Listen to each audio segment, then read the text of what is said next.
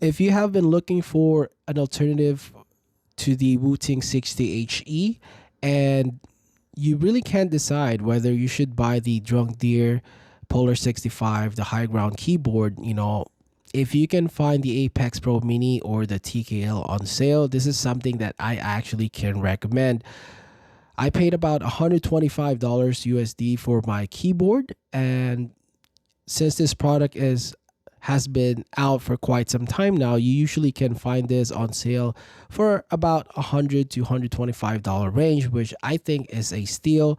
I really like how you can just go to like Best Buy or go to Amazon. You can pick one of these up without any issues. The availability is just insane. I mean, it's off the shelf product. Obviously, I did find some things that I dislike about this keyboard, which I will talk about later on. But yeah, first let's talk about the things that I really like about this keyboard. First of all, I just want to start with the rapid trigger implementation. The rapid trigger implementation of the Apex Pro Mini is actually really nice. Now, I have not tried the Wooting 60HE keyboard, but I do have a good understanding on what the rapid trigger is, and this is actually pretty good. And I have been using this keyboard for about a week now, and the more I use this keyboard, the more I'm loving it, especially with the new rapid trigger sensitivity update that they got. Being able to adjust the rapid trigger sensitivity update made me actually love this keyboard a lot more compared to the Drunk Deer A75. You guys can see the RGB is also something that I like. I think the colors are nice. The keycaps, I like the keycaps of this keyboard. They're not the greatest. They're PBT. They're slightly textured, and I like the legends and your secondary feature printed out real nice, so where is where. For example, my arrow keys are on my WASD. Really nice placement. I don't really have any complaints on that. Another thing I like about this keyboard is the build quality. So you guys can see there's barely any flexing on my keyboard. It's extremely solid and it has a really good weight to it.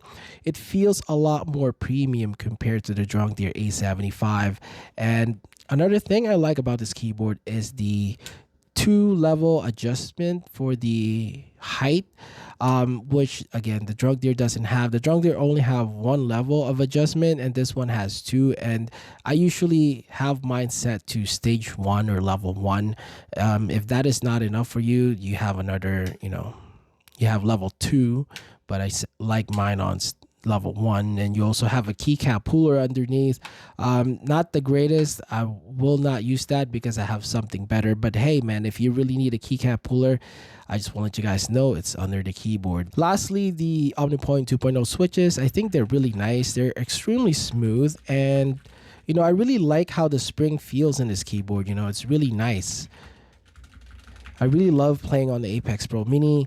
The overall typing experience is decent. Now, this keyboard doesn't type as good as the Drunk Deer keyboard, but I think that's just something that I want to put out there. If you care about typing as well, it types fine. But in my own personal opinion, if you care more about typing, I would highly recommend getting the Drunk Deer instead. Okay, for the things that I dislike about this keyboard, the very first day I got this keyboard, I installed the latest firmware update. Mid-game Apex Legends, my keyboard just randomly disconnected. The RGB lights are off, there's no inputs or anything like that. But I was able to fix it by simply just unplugging and unplugging the keyboard. Ever since that day, that problem never occurred again, so that is just something to keep in mind. Another thing that I'm not a fan of is the key wobble. The key wobble is not too drastic, but it's there. I mean, I don't really care much. This is something I can tolerate because the performance is just really great, and for what I paid for this, I really can't complain. And the keys are somewhat rattly, so that is something that you need to be aware of if you are actually thinking about buying this product. And another thing I dislike is the software experience. The software experience is just full of ads, it's full of clutters. I'm not sure why there is an aim trainer in the software. The moments is pretty useless. You have a shadow play or AMD relive if you have NVIDIA or AMD, so this feature is useless. The Sonar, though, on the other hand, is actually a great feature. You can actually EQ your headphones there, or IEMs if you wish. But other than that, there's just too much clutter in here. It's not as bad as Synapse or Armor Crate. Again, it's something that I can actually tolerate. I usually go to the software once in a blue moon, so it doesn't really matter. So I just save my settings and then close it and never open it again. Another thing I'm not a fan of is that the switches are soldered to the board, so that is a con to me. I always feel like being able to take your switches out is actually really nice. If one of the keys malfunctions, I could probably just ask, hey, Steelseries, I need switches for my keyboard. My K button is not working, for example. They can just send me like a K, like maybe a few switches, so I could just take the keycap out, take the switches out, put a new one in, and then I'm ready to go, right? Instead of like sending the board back for repair. I don't know if SteelSeries will actually send you a new board or something like that.